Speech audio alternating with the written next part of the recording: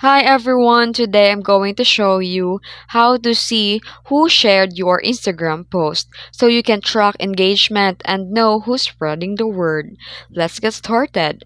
First, make sure that you have a professional or creator account. To switch, go to the settings and privacy and tap or go to the account type and click on switch to professional.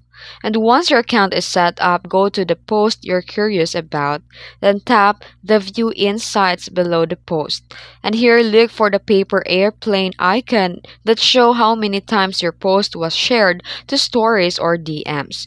While Instagram doesn't show who exactly shared it, it shows how many times it was shared. If your post was shared to stories and your account is tagged, you'll see it in your mentions tab or story reshares if it's public.